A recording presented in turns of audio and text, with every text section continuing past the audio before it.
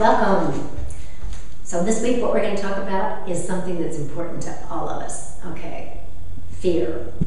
You ever had any fear? Yeah. If you've lived past like 1 day old, you've had some kind of fear that you weren't. Fear really comes from that we're not going to get what we want, or we're not going to get our needs met.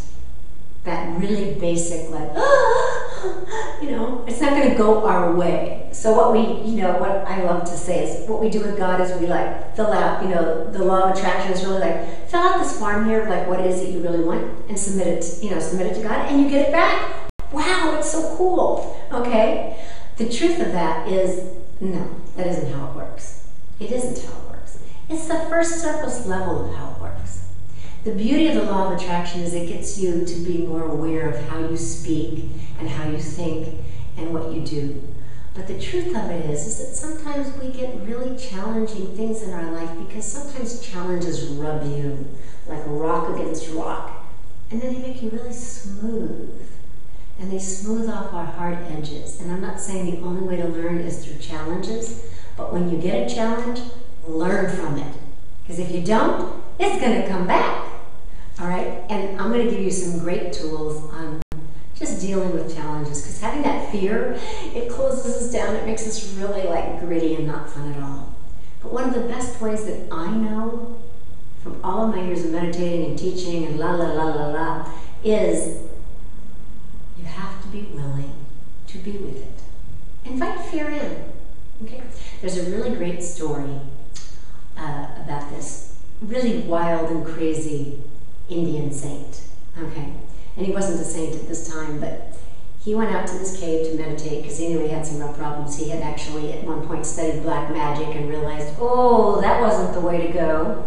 So he came back and he was in this cave and he was meditating, and he finished his morning meditation and he heard all of this noise and smelled this really bad smell, and he looked up and here were all of these big funky creatures at his door, like a lot of them. And he was like, okay, what do I do with them? And he said, invite them in. So he said, would you all like to come in? And he saw that several of them just vanished. And a bunch of them came in and sat down, and there were sticky cells all over, his rugs and everything, and still like loud and snorting and, talking and doing all this stuff, very like unwelcome guests. And then he said to them, would you like tea? And more of them vanished.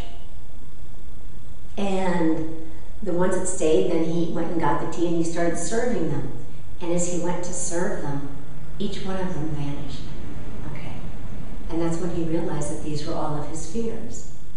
And when he faced the fears and invited them in and was willing to sit with them and serve them, they all left.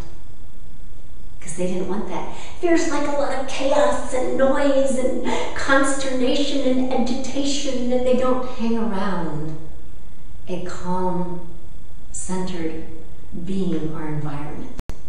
So you want the fear factor to go, ooh, sit with them. Invite them in. And if you can't sit with them in a minute, invite them. I'm going to be in the bathtub at 10 o'clock tonight. Would you like to meet me there? I'm going to be, give them a time and then meet them there when you can and be willing to be with them. Yours may vanish immediately, they may not, but once you get present with your fears and you're able to laugh with them and at them, they leave.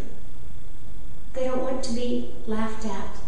They want to be taken very, very seriously.